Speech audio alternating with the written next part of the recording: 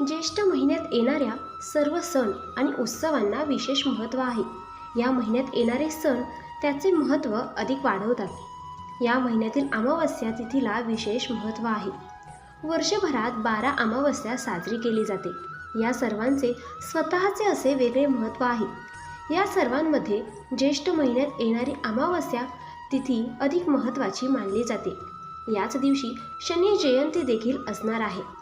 धार्मिक मान्यतेनुसार शनिदेवाचा जन्म ज्येष्ठ महिन्यातील अमावस्या तिथीला झाला होता. या दिवशी त्यांची उपासना केल्यास शुभ फल प्राप्त होते.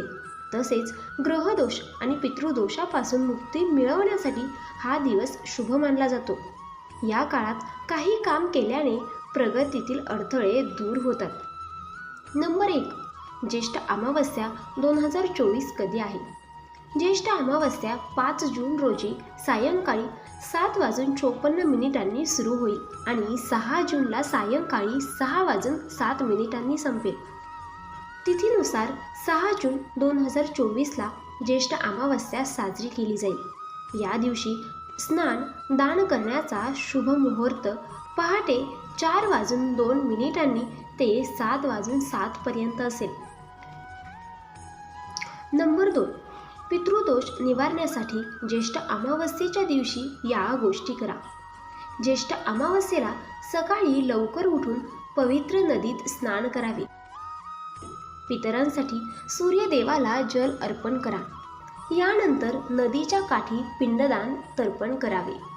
या दिवशी गोडाचा नैवेद्य पितरांना अर्पण केल्याने ते खुश होऊन प्रसन्न होतात.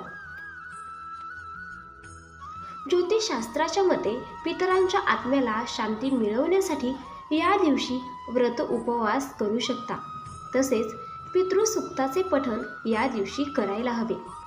उपवास सोडताना ब्राह्मणाला भोजन द्यावे. ज्योतिषशास्त्रानुसार पितरांचे आशीर्वाद मिळवण्यासाठी आणि त्यांच्या आत्म्याला शांती मिळावी यासाठी गरिबांना ब्राह्मणाला दक्षिणा दान करा. ज्येष्ठ अमावस्येच्या दिवशी संध्याकाळी पिंपळाच्या झाडाखाली मोहरीच्या तेलाचा दिवा लावणं शुभ मानलं जातं. घरात सतत आजारपण येत असेल, आर्थिक अडचणी निर्माण होत असतील तर पितरांची सेवा केल्याने अनेक अडचणींपासून सुटका होते. ज्येष्ठ अमावस्येच्या दिवशी घरात बनवलेल्या जेवणाचा थोडा भाग पितरांच्या नावे काढून कावळ्याला, गाईला किंवा कुत्र्याला खाऊ घाला.